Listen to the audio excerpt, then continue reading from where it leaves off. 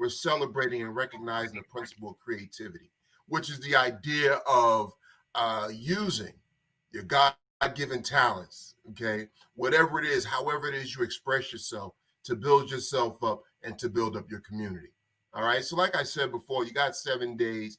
The first day is Umoja, talking about unity. Second day, Kujichagulia, self-determination. The third day, Ujima, talking about collective work and responsibility. Ujama, which is talking about economics, collective economics. Nia, yesterday was purpose. What's your purpose in this world? What's your purpose in this life? Today, as I stated, Kuumba, that's why we're here today. And lastly, tomorrow would be faith, Imani. So, like I said, for every day a candle is lit, you're sitting down with your family, your friends, your community, and you're discussing these principles. Okay. And for what it's not Black Christmas. Okay. A lot of people look at it like that. There are a lot of folks out there that recognize both Kwanzaa and Christmas. There's some folks that just simply recognize Kwanzaa, whatever suits you. Okay. And basically, it was looked at as an alternative in the sense that, he began to recognize the over commercialization of Christmas, and he wanted to bring it back to something that would enrich the community. Hence, once again, 1966, Kwanzaa was born. I was introduced to it when I was in high school, and it basically spoke to me, and it was something that I knew that I wanted to be a part of as soon as I heard it, and basically my interest just grew from there. Okay. What about you, Chad? When you hear this principle of Kwanzaa, what comes to mind? And make sure you unmute yourself. When I was a kid, I went to Covenant Baptist Church in Southeast DC, and I remember very distinctively, talking about Kwanzaa and actually having the candle up and lighting each of the candles, and so there's for me a nostalgia related to it. When I was a child, I had this little statue on my wall, and actually it was like on my dresser, and it was a little Black boy with his dog, and at the bottom it said, "Black is beautiful." And so when I think about Kwanzaa, I think about those type of memories and how my pride and my identity being part of a culture that's very resilient, especially in this country. It just makes me feel proud. And I like that, each day is dedicated to a principle. It allows you to be very mindful from day to day. So, yeah, to me, it's just all positive. Excellent. So my thing is this, we talk about creativity. One of the things that I want us to talk about first is just in terms of, despite everything that has gone on this year, how have you been able to continue to be creative? How are you able to find your motivation? What things have you done up to this point? Yeah, man, I think creativity is one of the reasons I survived 2020. It's like this year has been so challenging for so many people, and especially since we all had to be kind of locked in our house, quarantine. This is a taste of, I'd imagine, what house arrest is like, and I've worked with returning citizens, and they've said as such. And so for me, being creative is an escape. It's a mental escape. It's a way to be able to escape out of the world into yourself and to be introspective and to bring out what's inside out. I'm a musician. I play piano. So sometimes I'll sit down behind my keys and just kind of just play, and I always say that music is what feelings sound like.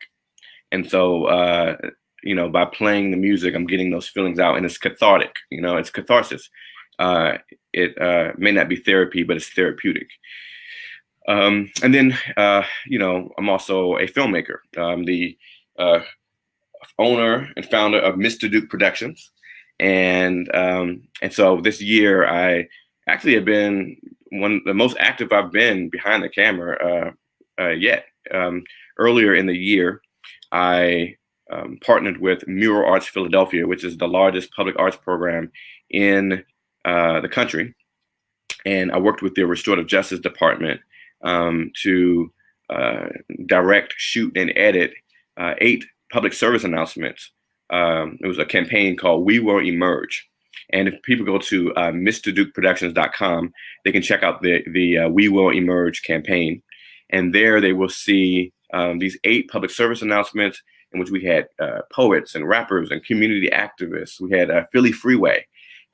We had returning citizens who are part of the apprenticeship program called The Guild with Mirror Arts Philadelphia. And we had them talk about, in a poetic way, what does it mean to be able to survive both the systemic issue of racism and the pandemic of this coronavirus, and how it intersects, especially how it intersects in the Black community. So to be able to go out into the world with my mask on, with my equipment, and to produce these very powerful public service announcements, I really hope people check out the videos, because that was something that was very creative, but also very important, because we were both encouraging people to keep their mask on, encouraging people to do their part to try to fight this pandemic, but also bringing attention to systemic racism, to police violence, to just the other types of pandemics that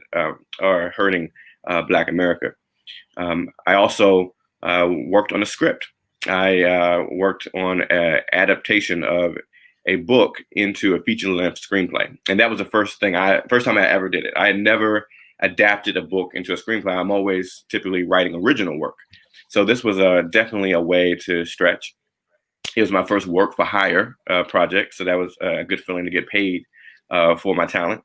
But yeah, man, I was able to take a book and translate it into a movie. And it's also a faith-based book. And I'm not the most devout person. And so it being my first time doing an adaptation and doing a genre I'm not used to definitely was a stretch. So that's just a little taste of some of the things I did this year, but I definitely was trying to stay busy. Awesome. Well, first I want to shout out, we got Charles Cornell joining us on Instagram. We got JR, the artist, JRW3 artist joining us. So shout out to the folks joining us on Instagram, of course, people on YouTube and Facebook Live. Thank you for joining us. For myself, this year was really a test, because there were so many things. I'm sure everyone out there understands you had so many things planned, you had so many things that you were going to do, and this pandemic just came along, and so many other challenges came along, and just kind of wiped the slate clean. You kind of had to start over. But I was very fortunate. A couple of highlights, a couple of things that came to mind for me was, I actually got in touch with, or I should say, the university out in Munich got in touch with me, and we had this great podcast. We were talking about invisibility and what that technology means for the Black community. Okay, so that was something that was good for me, to sit down and talk with other intellectuals on the subject of invisibility and what that meant, what that new technology means to the Black community and the world community. That was one of the highlights. I also had an opportunity to speak to the young people out in Pittsburgh, part of the Oakland Planning and Development Program out in Pittsburgh.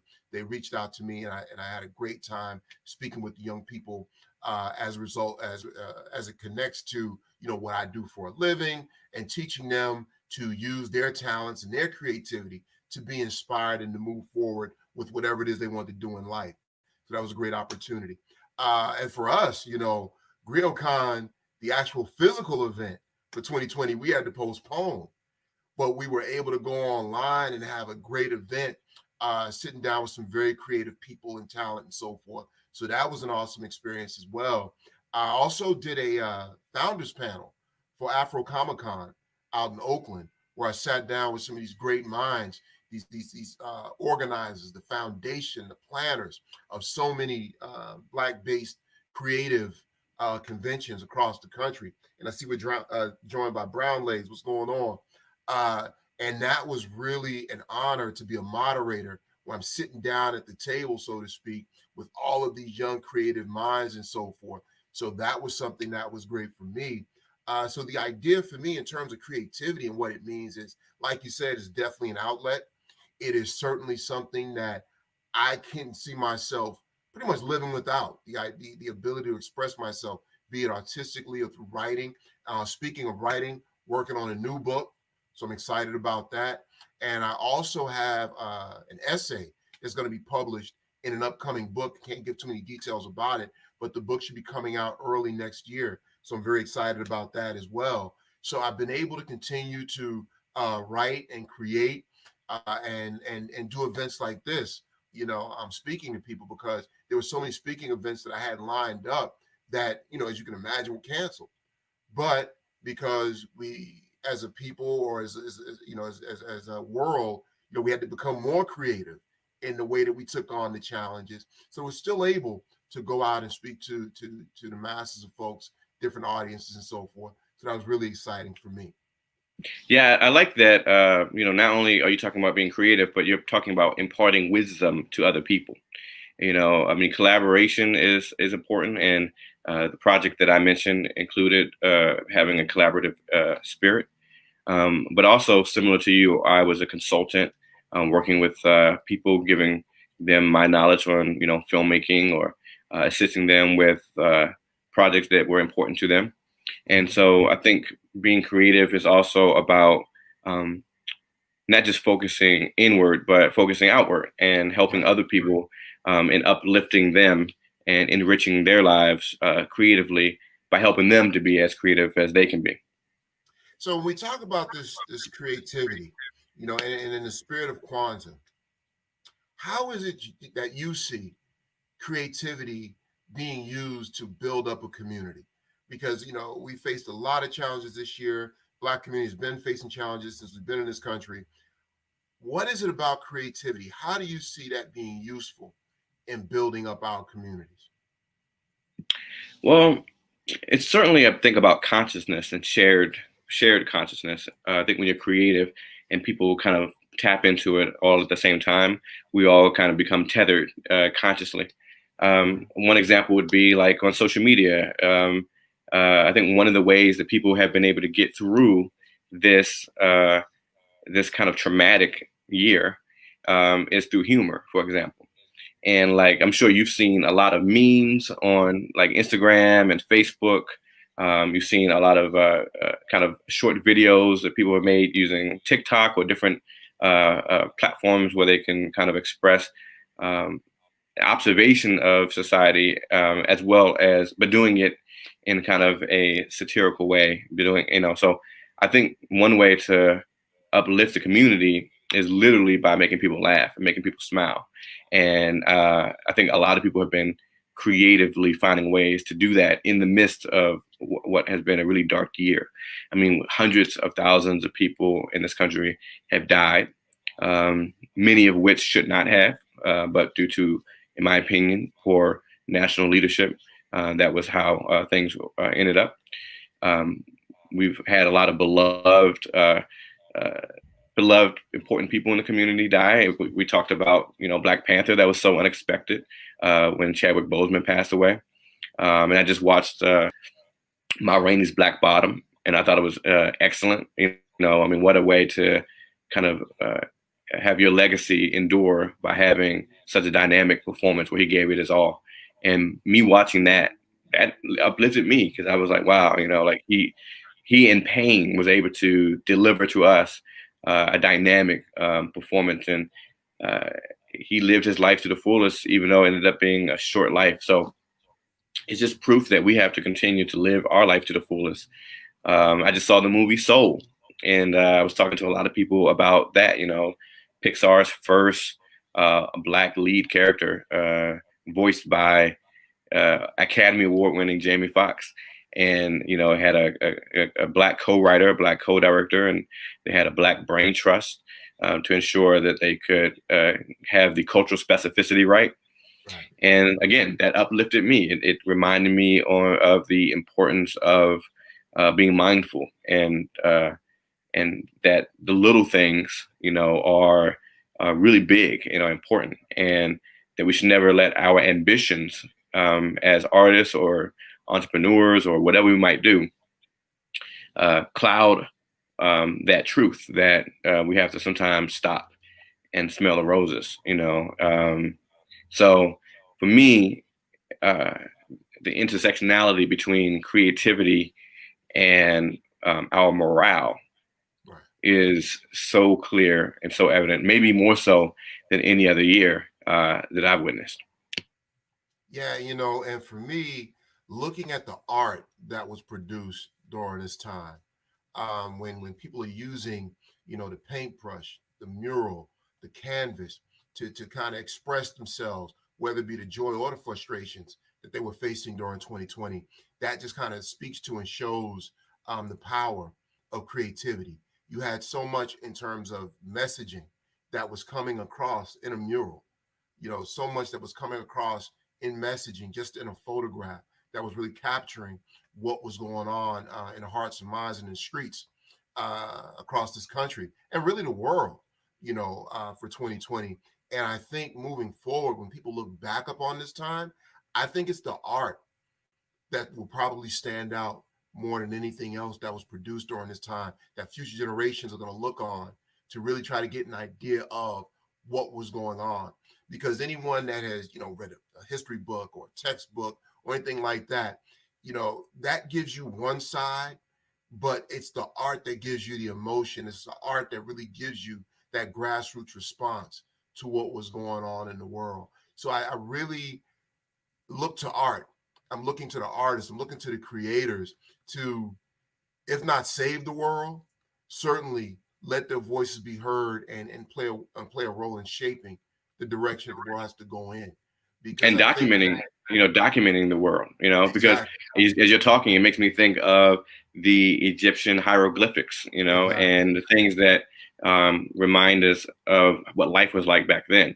I mean, life is short, right? We got to live life to the fullest, but eventually we're all going to, be gone, right? right. But our art, hopefully will continue to live on. And so that is one of the reasons why creativity is so important, because it's a lasting legacy that we're leaving on for future generations, so they can look back on, learn from our lessons that we learned or didn't learn, and maybe also like it's almost like time travel. I mean, that's one of my favorite subgenres of science fiction. But yeah, I mean, we create this art and it becomes a time capsule, and 100 years from now, someone's gonna look back. Hell, someone might look at this video 100 years from now and be like, man, they watch TV in 2D, right, right, right. And speaking of creativity, kind of to bring it right back to the principles of Kwanzaa, talking about the beginning, the founder of Kwanzaa, Dr. Karanga, when you look at yourself in terms of, we talk about creativity being inspiration and so forth, want to talk about something that you worked on, a film called 4 Points, okay? And you use Dr. Karanga as inspiration for your character. Is that correct? Yes. So 4 Points is one of my favorite projects that I've been a part of. And it is written and directed by the homie Cadell Cook. So shout out to Cadell. It is currently streaming on Quelle TV, which is a 100% Black-owned streaming platform, which is rivaling Amazon Prime and HBO Max according to PC Mag. So I'm really excited to be a part of that streaming platform, not just as an actor, but my film Rumination, which is about a heartbroken man who travels into the past for a second chance at a failed relationship, is also on Quelle TV. So definitely check that out. But 4 Points is about these four kind of average citizens, four Black characters, 2 men, 2 women, from different walks of life, who come together to do kind of like this social experiment being led by the new fictional president-elect, who has created this technological way of trying to kind of do a survey in order to shape his policy. And my character, in a nutshell, is basically a man named Oscar Williams, who is a pro-choice atheist small businessman with a criminal history. Right. That's a lot. And, it was very rich on paper. I mean, reading the script, I was able to get a sense of who this character was by the way that he spoke, or, the dialogue that Cadell wrote for him, and the conversations that me and Cadell had regarding the character's backstory. And then I did my own part of my process as an actor. I'm a character actor who enjoys transforming into characters. I like the physical transformation process. For me, I work from the outside in. I try to figure out, what does the character look like? How does he talk? How does he move? But I also have to think about the psychology of a character when I'm playing a character. And so I did a lot of research on kind of the things that Oscar Williams believed, and had that kind of shape and inform the outside, you know? So right now, I'd like to share with you all a 1 minute behind the scenes featurette, which highlights what my creative process was when I played Oscar Williams in 4 Points. Check it out. Let's see if you can get her on Instagram. My name is Chad Eric Smith, and I play Oscar Williams in Cadell Cook's political drama, 4 Points.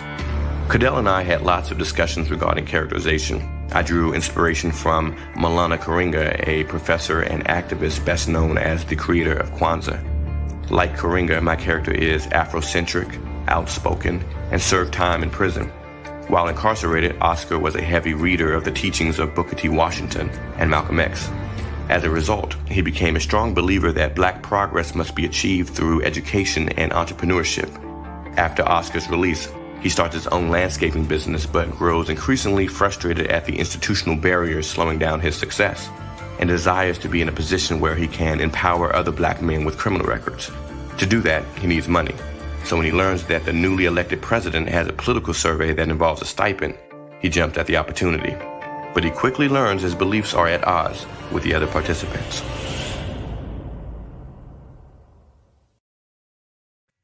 Awesome. And shout out to Great Galeko, I hope I'm saying that right, joining us on IG. So I had an opportunity to see that film.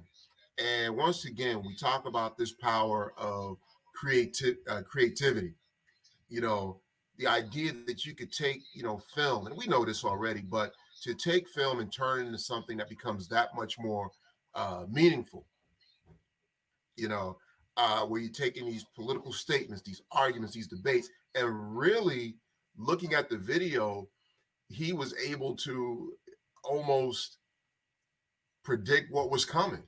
This idea that these folks would have to get together and debate and argue and so forth over some really topical issues was so in tune with what was going on today and what was coming. That was what fascinated me the most about that project. Yeah. I didn't know much about Maulana Karenga until I did this character for 4 Points. So again, one of the reasons why I enjoy acting is not just because I get to play different characters, but I get to learn about a variety of things that I would not have known but for the process of researching. Mm-hmm. So, I tend to think that the best actors are smart actors, people who live and experience and soak up the world and research and are just lovers of information. And that's kind of my process, is that in order for me to play a character as good as I can, I have to truly understand, excuse me, I have to truly, I had a lot of chicken dip for Christmas. But I had to truly understand what the character believed. And I couldn't just say the words that Cadell Cook had written in the script, but I had to understand where it was coming from. And so, yeah, man, I didn't know that about Maulana Karenga's history. And I didn't even realize at the time that he was the person who started Kwanzaa. So it's very fitting that I was able to share that creative process with you all, and it still be, contextually and relatable to the topic of today. Now, what do you got for this year coming? We talk about creativity, and also, we're looking at, people tend to forget, I guess, maybe with so much going on. I know that I did. This is actually New Year's Eve, and I don't like to think of it in terms of New Year's resolutions, but certainly you want to look forward to what's coming in 2021. For myself, I'm just hoping, among other things, just to continue to be creative. As we talked about before, when you're living in times like this, it can be a challenge to the creative process, in as much as you still want to do what you've always done. There's a lot going on in the world. And if you're not careful, it can interfere with the creative process. So one of the things that I know that I got to do is, What's going on, Supercilious? All right, Supercilious Comics has joined us. When I'm looking at creativity for the coming year, the main thing for me is just to stay focused, you know, and despite everything that's going on around us, just remain true and continue to create for myself. Like you said, it is therapeutic. You know, I just bought a new tablet, so I want to start moving into graphic arts, challenge myself that way. And that's the other thing that creativity does for me is it challenges me. You know, you can get stuck in a rut if you've done something enough, you get good at it, or whatever the case might be. You want to expand your horizons. And with creativity, one of the things that I like about it is there are no limitations.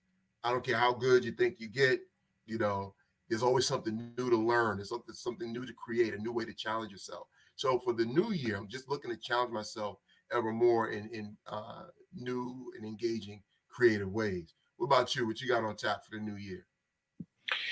No, I want to find creative ways to grow my production company. I Mhm. want to be able to have it to have more, uh, money, bring in more revenue. Right. I want it to have more equipment that's going to make the quality of the productions that I spearhead better. Um, this screenplay that I told you about. I'm not going into the details just yet about what it is and all that, but I'm hoping that we can begin the process of perhaps producing this film and bringing it to life. What else? Griot, like Griot was supposed to be in September of this year. We've been working on this since last year, like early last Yeah. year, like early Early last 2019, year. something like that. Right. And we'd have never thought that we would get hit by a once in a century pandemic. So I'm hoping that we can kind of gain some more momentum. I know that here in Philly, which is where I'm currently based, the governor did say that indoor dining could open back up come January. So I don't know what Maryland looks like, but I think the venue that we're going to have GrioCon at is supposed to open back up in April, something Yes. like that. Yeah. So, yeah, man, just trying to find ways to just be creative. And I truly believe that, as Denzel Washington said, that true desire of the heart for anything good is God's proof to you, sent beforehand to indicate that it's yours already. So I think that despite what we're going through, we can still find ways to manifest with just our thoughts, things that we haven't even thought of yet, and catch up to our future selves. But yeah, man, I want to grow Mr. Duke Productions. I want to have GrioCon actually take place, and I want to produce, start the process of producing this film that I wrote. And again, I just want to be open. I want Right. to be open to the universe of what else might, all uh, come my way. So I just want to be open. Now, Supercilious, she says that this has been the opportunity to just dive into creating more. This time has been enlightening.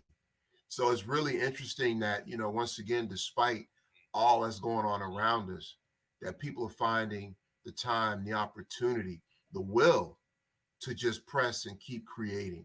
And that's the good thing about creativity, especially within our community. When you look at our history, one of the things that has always amazed me is it seems like when Black folks' backs are up against the wall, when we're at our lowest, or at a moment in time where it just looks like there's no light, that's when we get our most creative ideas. That's when the creativity really springs forth.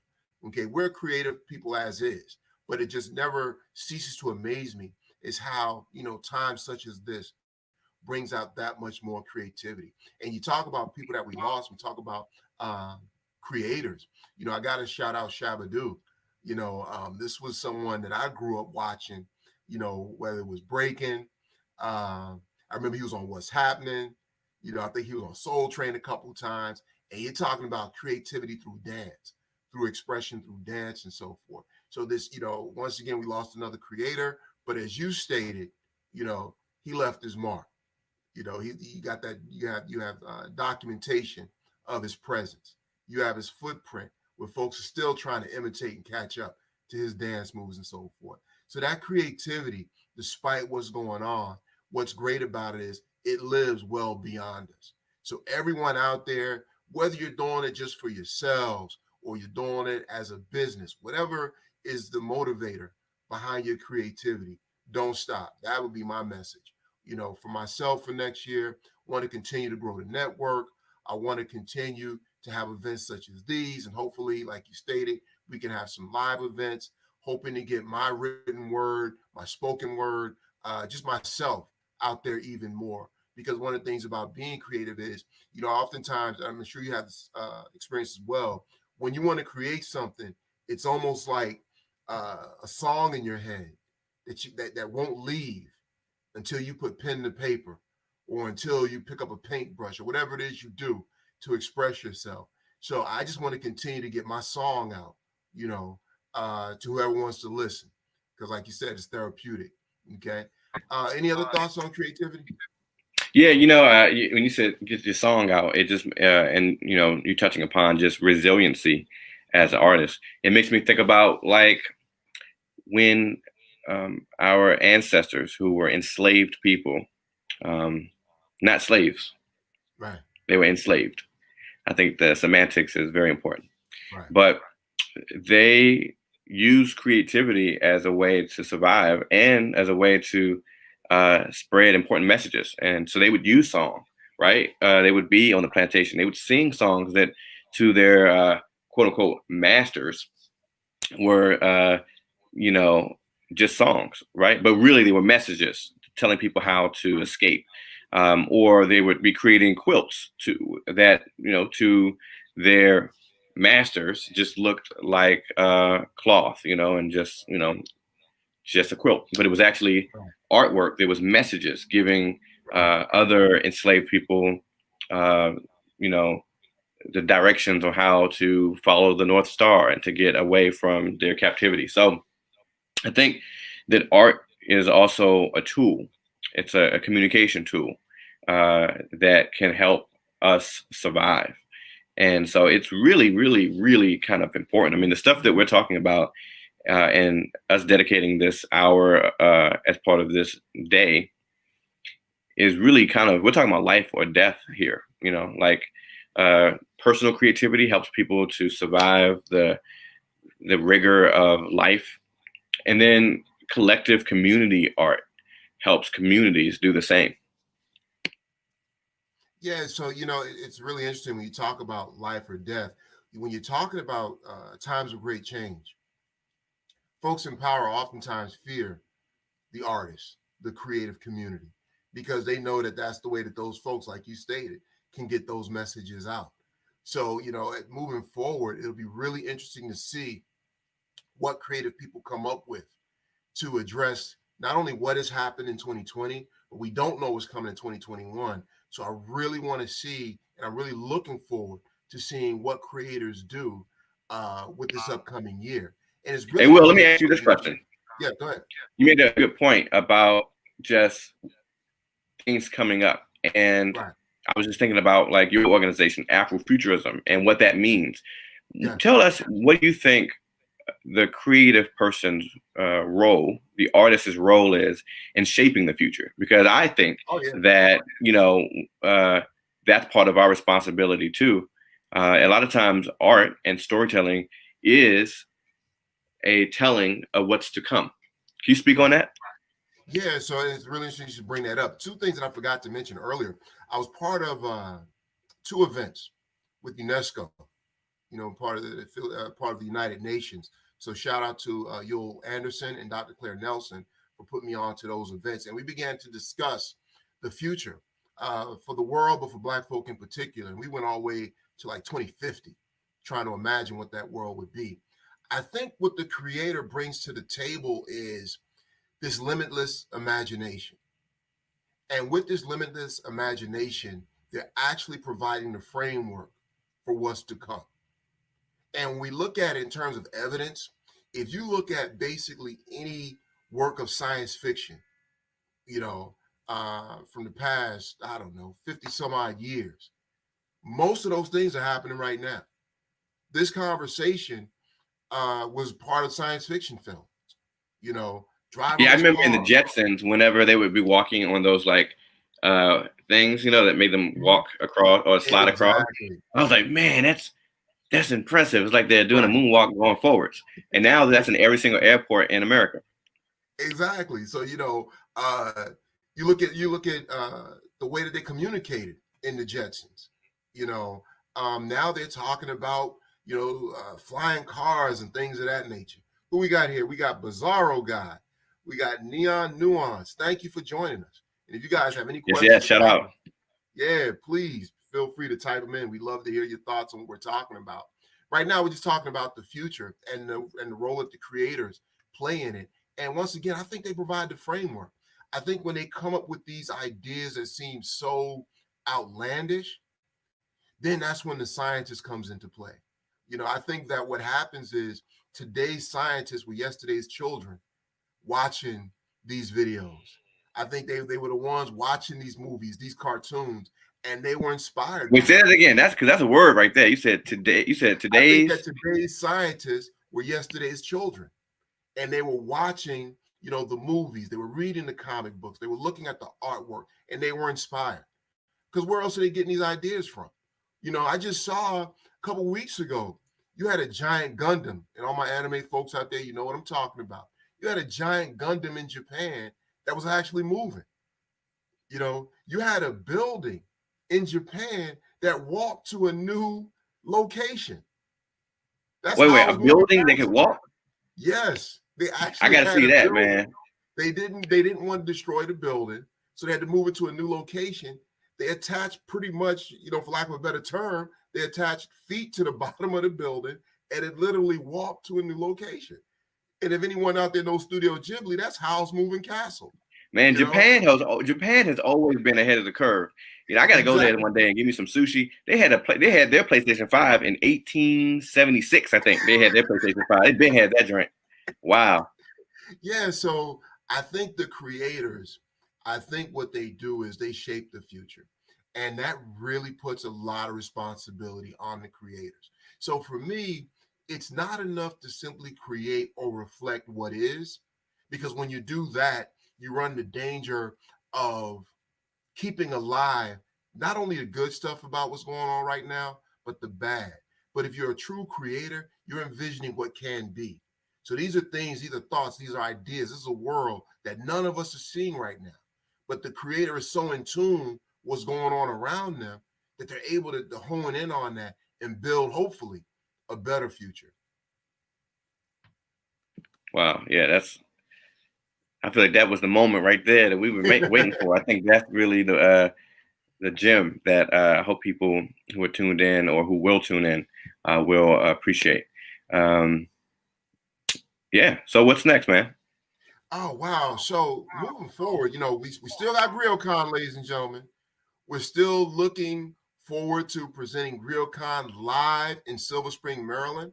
So if anyone out there is a creator and they haven't gotten a table yet, we still have tables available. So go to griotcon.com and you can be a vendor. If you're a filmmaker, okay, we have a film festival going on. We're still taking submissions, okay? So send it in to GriotCon. And if you like what we're doing, if you want to see this continue, you can donate as well. So go to griotcon.com. Make sure you're supporting us. Once again, and like us on Facebook, follow us on Instagram.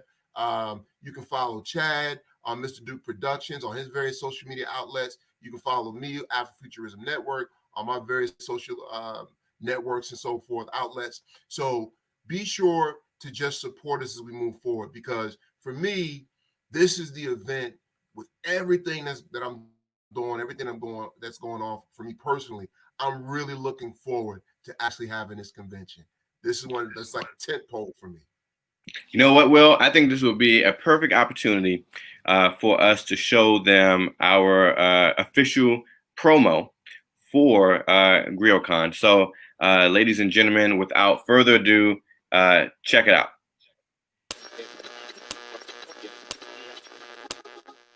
Hi, I'm William Jones, founder of the Afrofuturism Network. And I'm Chad Eric Smith, founder and owner of Mr. Duke Productions. And we'd like to invite you to GriotCon 2021. GriotCon is a family-friendly event that fuses the excitement and spectacle of a comic convention with the cinematic experience of an independent film festival.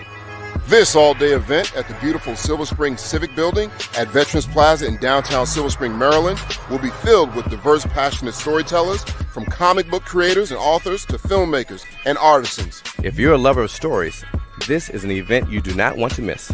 So be there Saturday, September 25th, 2021.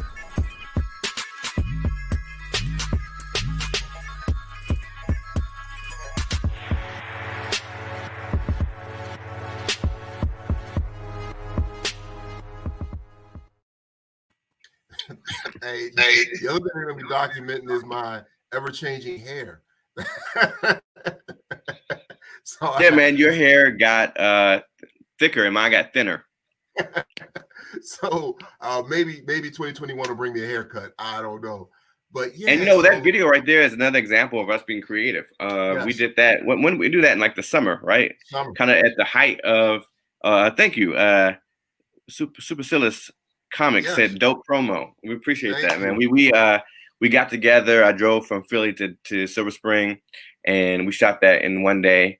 And it was nice to be like outside, fresh air with our mask on, except for that one moment where we had to hold our breath while we spoke to give the information that was needed. But yeah, man, that was us being creative and just trying to find ways to promote what we think would be a dope experience for everybody. Yeah, so like I said, that's something that I'm really looking forward to. Kind of, it won't be the end of the year, but it'll be, fall. So it'll be kind of like the cap to that. So that's the thing I'm looking forward to, bringing all these creative folks together, under one roof, and giving them an opportunity to share their vision, their thoughts, their ideas, their own personal expressions and so forth when it comes to creativity. So that's one of the things that I'm really looking forward to. Shout out to Afro Comic Con. Okay. Just saw them chime in. So thank you. So yeah, just looking forward to all of these projects. And for folks out there that are, all of us, we're all dealing with this, but for the folks out there that are dealing with this thing, keep creating. I don't want anyone to give up. If anything, be inspired by what's around you. Be inspired to build a new future, a better future. Be inspired to document what's going on. Because, 10, 20, 30, 50, 100 years from now, folks are going to know what's happening. They're going to want to know what happened and what people are really going through. And the news and textbooks and so forth can only go but so far. But it's those creators, the creative minds out there, the creative spirits out there that's really going to tell the story for 2020 and 2021. Cool, man. So we only have a few more minutes left of this presentation, but what are your plans for tonight, if anything? I put on Facebook that I'm not sure what I'm going to wear to my living room for New Year's Eve, and so I'm thinking about not even going. Yeah. Well, for me, got to go light the candle. Usually do it around 7:00. So that's one of the first things you got to do is, got to light the candle. Recognize the ancestors, give praise to them. I don't know, man. I guess New Year's Rockin' Eve virtually, and just be really, if nothing else, just appreciate the fact that I'm still here. Appreciate the fact that family is still here, that friends are still here. Because 2020 has taught us nothing else. It has taught us to appreciate the life that we have and to really make it as meaningful as possible. So I think if anything, this might be a time for me to really reflect on, what I've been through, who I am, and so forth. All right. All right. So we got some, is that your folks joining us from Florida? Yeah. It looks like my mom and dad are on there. My mom said shout out from mom and dad. So shout out to mom and dad in Florida. They actually brought me into this world. Yes. So that's important. So shout out to them. I haven't seen them in a couple of years, and this pandemic made it even harder, to see my family in person. But we get to talk over the phone just about every day. And like you, I think I'm just going to use tonight and tomorrow. I have things planned as well, but mainly I want to be just mindful and just take stock in the blessings of of good health, having food in my fridge, a roof over my head, and a supportive, loving family like mom and dad, and my sister Nina. Shout out to Nina. She's actually the person behind the scenes who is helping to produce this particular GriotCon event. And shout out to my brother. He recently got engaged, so I'm excited for him. Yeah, so a lot of positive things are happening. Excellent, excellent. Yeah, enough can't be said. Nina behind the scenes. You know, when we do these events, I get a lot of compliments on just the way it looks. You know, how it's so seamless and so forth. We go to video, we come back live and so forth. So yeah, can't say enough about Nina behind the scenes. So thank you. Nina works at a hospital, which is like the front lines of a war right now when you think about this pandemic. And so she literally had to rush from the hospital to get home in time for us to help with this. So yeah, superwoman for sure. Excellent, excellent. So yeah, you know, as we wrap this up, like I said, I just want to encourage everyone out there, you know, appreciate what you got, the time you have, your family, your friends. Like I said, 2020 has taught us a serious lesson when it comes to that. And for all the creators out there, we need you. We need you to keep creating. We're going to keep creating, and we're going to do our best to bring your creativity to the forefront. So, you know, with GriotCon, that's what we're trying to do. So once again, go check us out on griotcon.com, whether you want to be a vendor, whether you want to submit a film, or just donate to the cause. Make sure you go check us out. So creators, we definitely need you. And like I said, we need you to tell this story. We need you to encapsulate for future generations what 2020 was about, 2019, all the way back, your experiences. And as you move forward, just understand that responsibility that we all have as we go on and continue to create. Any final words, Chad? No, I think that we covered it. I think that this has been a very enjoyable conversation about the importance of creativity, about the history and purpose of Kwanzaa. We both got to share some of our creative endeavors, and I hope that those who listened were able to be inspired as a result. And I think that unless you have something else to say, I think we could end a little early and end it with the promo one last time before we go out. All right. Take care, guys. Thank you for joining us. Really appreciate it. Yep. Take care, everybody.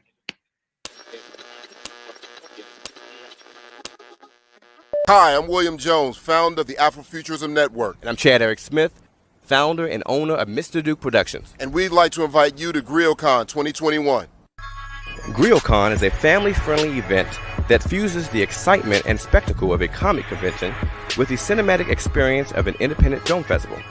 This all-day event at the beautiful Silver Spring Civic Building at Veterans Plaza in downtown Silver Spring, Maryland, will be filled with diverse, passionate storytellers, from comic book creators and authors to filmmakers and artisans. If you're a lover of stories, this is an event you do not want to miss.